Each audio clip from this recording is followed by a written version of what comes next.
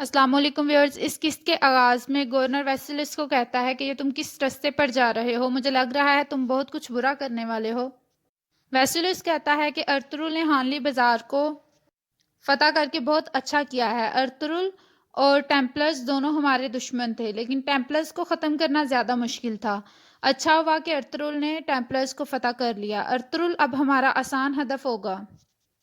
ترکوں کو ہم ان کی کمزور جگہ پر وار کریں گے اور ان کو ختم کر دیں گے۔ دوسری طرف کائی قبیلے میں آرتک صاحب ارطغرل سے پوچھتے ہیں کہ کیا ہم اب کان میں دوبارہ کام شروع کریں گے؟ ارطغرل کہتا ہے نہیں، ہمیں کچھ دیر کے لیے سونے کی کان کو بند رکھنا ہوگا، ہمارے دشمن بہت بڑھ گئے ہیں۔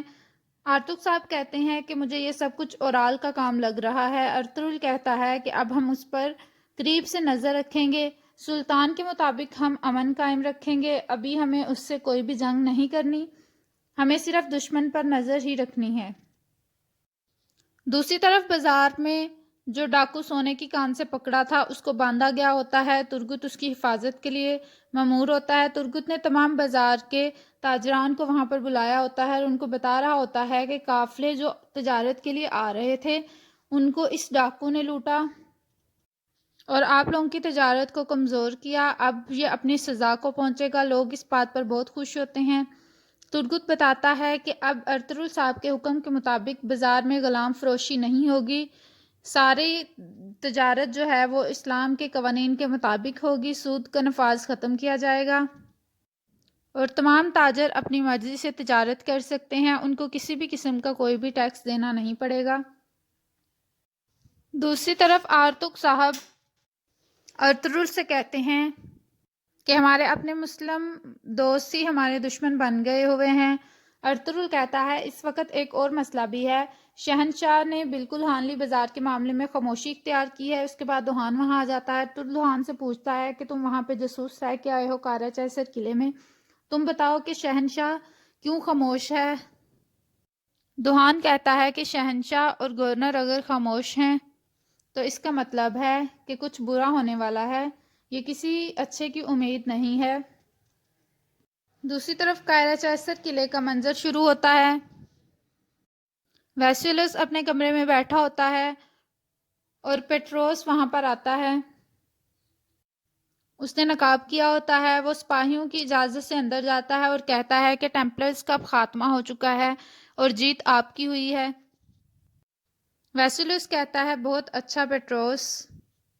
ویسیلس کہتا ہے کہ میں نے بغیر کسی تگ و ددت کے جنگ جیت لی ہے، میں نے اپنے دونوں دشمنوں کو آمنے سامنے کر دیا اور ایک دشمن ہمارا ختم ہو چکا ہے، اب مجھے ارطغرل سے بھی نمٹنا ہے۔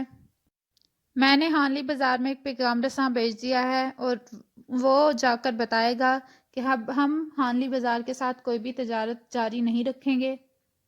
پیٹروس کہتا ہے یہ سننے کے بعد ارطغرل ضرور یہاں پر آئے گا۔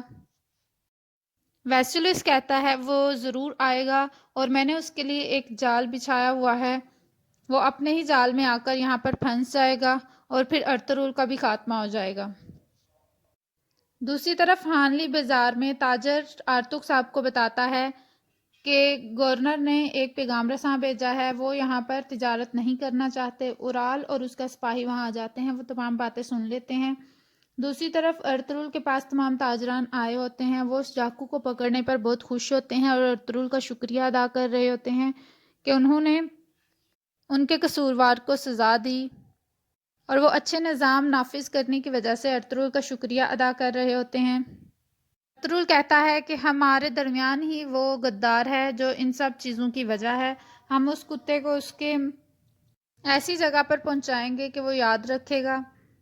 اورال کہتا ہے کہ آپ تاجروں کو گمراہ کر رہے ہیں ارطغرل صاحب، آپ نے شاید ایک خبر نہیں سنی، جب آپ وہ سن لیں گے تو آپ کس طرح تاجروں کو ایماندار رہنے پر ترجیح دیں گے۔ اتنے میں آرتک صاحب بتاتے ہیں کہ شہنشاہ نے قارا چیسر قلعے سے تمام ہانلی بازار کی تجارت کو مؤخر کر دیا ہے۔ تمام تاجر حیران ہو جاتے ہیں اور وہ ارطغرل کو کہتے ہیں کہ یہ ایک ڈاکو کو پکڑنے جتنا آسان نہیں ہے، اگر شہنشاہ نے یہ سب کچھ کیا ہے تو وہ قہر بن کر ہم پر ٹوٹے گا اور ہم میں سے کوئی بھی نہیں بچ سکے گا۔ آپ نے ہمارے لیے مزید مشکلات پیدا کر دی ہیں، ہم کس طرح آپ پر بھروسہ کرتے ہیں۔ دوسری طرف حلیمہ خاتون کارخانے میں کام کر رہی ہوتی ہیں کہ اچانک چولپان خاتون وہاں پر آ جاتی ہیں اور حلیمہ کو کہتی ہیں کہ ارطغرل نے ہم سے ہماری روزی چھین لی ہے۔ حلیمہ کہتی ہے کہ ارطغرل کے بارے میں بات کرنے سے پہلے تمہیں 40 دفعہ سوچ لینا چاہیے۔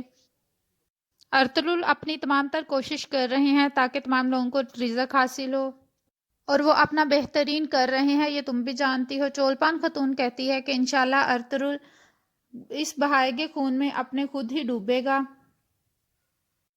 اور جب ایسا ہوگا ہم خود ہی دعوت کریں گے۔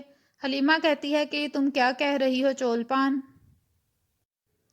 چولپان کہتی ہے میں جو بھی کہہ رہی ہوں ٹھیک کہہ رہی ہوں، انشاءاللہ ایسا ہی ہوگا، ارطغرل اپنے ہی خون میں نہائے گا۔ حلیمہ تھپڑ مارنے لگتی ہے چولپان خاتون کو تو اصلحان اس کا ہاتھ پکڑ لیتی ہے اور اسے کہتی ہے کہ اپنی حد میں رہو۔ حلیمہ کہتی ہے کہ تم وہ زندگی کیسے لوگی جو اللہ نے اسے دی ہے۔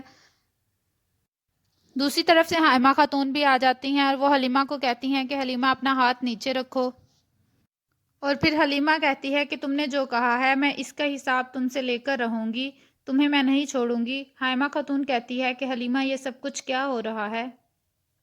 حلیمہ کہتی ہے کہ مجھے پتا ہے ارطغرل کے بارے میں بری نظر اور بری بات کا حساب کس طرح سے چکتا کرنا ہے۔ چولپان کہتی ہے کہ ہر کوئی اس مصیبت میں گرے گا۔ حائمہ خاتون کہتی ہے کہ اگر تم نے اب دوبارہ منہ کھولا تو تمہیں اپنی پیدائش کے دن پر افسوس ہوگا۔ تمام عورتیں لڑائی کی وجہ سے ارد گرد اکٹھی ہو جاتی ہیں۔ حائمہ خاتون سب کو کہتی ہیں کہ چلو جاؤ، سب اپنے اپنے کام پر لگ جاؤ، جاؤ یہاں سے۔ ساری خواتین وہاں سے ہٹ جاتی ہیں، حائمہ خاتون بھی جانے لگتی ہیں۔ چولپان دوبارہ بولتی ہے اور کہتی ہے کہ تمہارا بیٹا بہت سے لوگوں کے منافع کھونے کا سبب بن گیا ہے۔ تمہیں سمجھ نہیں آ رہی شاید کہ میں کیا کہہ رہی ہوں۔ قاہرہ چیسر قلعے کے گورنر نے ہانلی بازار سے تمام تجارت کو مؤخر کر دیا ہے، وہ کسی بھی قسم کی تجارت اب ہمارے ساتھ نہیں کریں گے۔ نہ صرف جاودار قبیلہ بلکہ باقی تمام ترک قبائل بھی تمہارے بیٹے کی وجہ سے بے روزگار ہو جائیں گے۔ لعنت ہو اس دن پر جس دن تم لوگ ہماری سرزمینوں پر آ گئے تھے۔ دوسری طرف اورال ارطغرل کو کہتا ہے کیا اس خبر نے تمہیں قاہرہ چیسر قلعے کی دیواروں کے ساتھ نہیں پٹخ دیا؟ آلیار کہتا ہے بھائی یہ کیا کہہ رہے ہو تم؟ اورال کہتا ہے اب مجھے بتاؤ کہ تم کیا کرنے والے ہو؟ کیا تم یہاں بھی دوسرے لوگوں پر الزام لگا کر خود کو بچا سکتے ہو؟ تم آخر کیا حاصل کرنا چاہتے ہو؟ ارطغرل کہتا ہے کہ یہ جن بھی انسان کے اندر ہی رہائش پذیر ہوتے ہیں جو کہ اپنے غصے کی وجہ سے غضبناک ہو گئے ہوئے ہیں، اور میں جانتا ہوں کہ وہ کتا کون ہے۔ اورال کہتا ہے ادھر ادھر کی مت ہانکو، جو صاف بات ہے مجھے وہ بتاؤ۔ ارطغرل کہتا ہے کہ جس نے میری کلینیں جلائیں اور میرے سپاہیوں کو قتل کیا، اور اس کے علاوہ فرانسسکو کو جس نے ہمارے لیے مشکلات پیدا کرنے کے لیے کھڑا کیا، وہ ایک ہی ہے۔ اورال کہتا ہے اپنی سرداری کے پیچھے چھپ کر تمہیں الزام لگانا خوب آتا ہے۔ ارطغرل اورال کے تھپڑ مارتا ہے، اورال اپنی تلوار نکال لیتا ہے اور ارطغرل پر چلانے لگتا ہے۔ آلیار کہتا ہے کہ بھائی اس طرح سے مت کریں، آپ اپنے ہی مسلمانوں کے ساتھ لڑے جا رہے ہیں جبکہ اس وقت ہمیں دشمنوں کا بھی سامنا ہے۔ ارطغرل کہتا ہے میری نظر سے تم نہیں بچ سکتے، جس نے میرے بیٹے اور میری بیوی کی زندگیاں ختم کرنے کی کوشش کی، جس کی نظر میرے بازار پر ہے، جب تک میں ان سب کو تباہ نہیں کر لیتا میں چین سے نہیں بیٹھوں گا۔ اور پھر اورال سے ارطغرل اپنی تلوار ہٹا لیتا ہے اور اسے کہتا ہے کہ تم اپنے ہی غصے میں غرق ہو جاؤ گے۔ آلیار اورال کو روکنے کی کوشش کرتا ہے لیکن اورال اپنا ہاتھ چھڑا لیتا ہے اور اپنی تلوار نیام میں ڈالتا ہے اور اپنی ٹوپی جو کہ نیچے گری ہوئی ہے وہ اٹھاتا ہے اور ارطغرل کو کہتا ہے کہ تمہیں اس سب کا خمیازہ بھگتنا پڑے گا، اب تم تیار رہنا، اور یہ کہہ کر وہ یہاں سے چلا جاتا ہے۔ دوسری طرف حائمہ خاتون چولپان کو کہتی ہے کہ تم میری بات ایک غور سے سنو۔ یہ زمینیں جو کہ ہمارے شہیدوں کے خون سے دھلی ہوئی ہیں اور جو اس کے ذمہ دار ہیں وہ ارطغرل کی تلوار سے اس کی قیمت چکائیں گے۔ چولپان کہتی ہے کہ حائمہ خاتون تمہارے بیٹے کی تلوار صرف ڈاکوں اور چھوٹے موٹے چوروں کے لیے ہے، ہم دیکھتے ہیں کہ کس طرح سے وہ ایک قاہرہ چیسر کے گورنر سے نپٹے گا۔ دیکھتے ہیں کہ شہنشاہ کس طرح ارطغرل کو اپنے پاؤں کے نیچے کچلتا ہے۔ اور یہاں پر اس قسط کا اختتام ہوتا ہے۔ ویڈیو پسند آئے تو لائک کرے گا، کمنٹ کر کے بتائے گا کیسی لگی ایپیسوڈ۔ تھینک یو، اللہ حافظ۔